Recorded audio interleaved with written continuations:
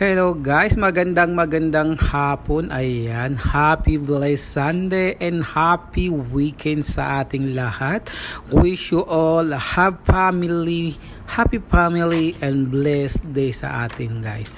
Sa lahat ng ating mga followers, minamahal na viewers and followers, happy blessed Sunday guys.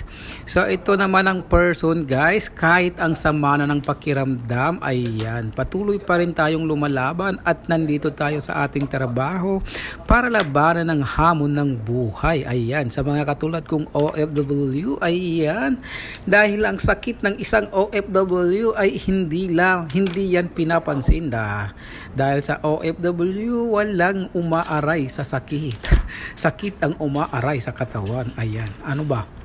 Kaya eto naman to guys, pagpasok lang natin meron tayong customer na kasabayan at ang sabi niya is a low budget siya daw, kaya ang gusto niya magpagawa ng bulaklak na kung ano na lang daw ang kanyang budget. Ang sabi ko naman kay madam, walang problema dyan madam, gagawin natin yan according to your budget at huwag kang mag-alala dahil kilala nyo naman ako. Sabi ko dahil regular customer ka, alam mo naman kung ano ang ginagawa namin sa mga regular customer. Ayan. So nagdadagdag naman kami ng mga bulaklak pagka regular customer natin guys. So ito ang sabi niya, para mas malaki daw tingnan, ang pinili niyang bulaklak is yung chrysanthemum white.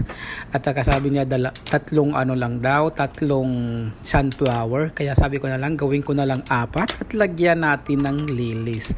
Dahil wala naman yung lilies guys. Kasi gusto lang niya is yellow white lang. At ayaw niya ng lilies nga dahil low budget siya. Sabi ko walang problema, lalagyan natin ng lilies yan. Parang hadiah ko na rin yan, sabi ko sa'yo, dahil pabalik-balik ka sa aming shop. Ayan.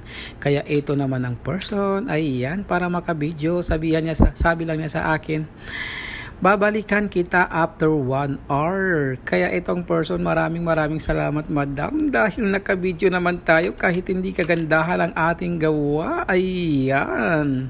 Kaya kung na-appreciate nyo ang ating gawa mga kaibigan, please don't forget to like and share na rin guys at follow para sa ating mga minamahal at sa karagdagang mga bagong gawa. Ayan, para mas ma-inspired pa tayong gumawa, share nyo na rin itong mga palangga, mga idol. Ayan, para mas lalo tayong gaganahan at mas lalo pa tayong makapag-create ng mga magagandang ideas tungkol sa flower arrangement.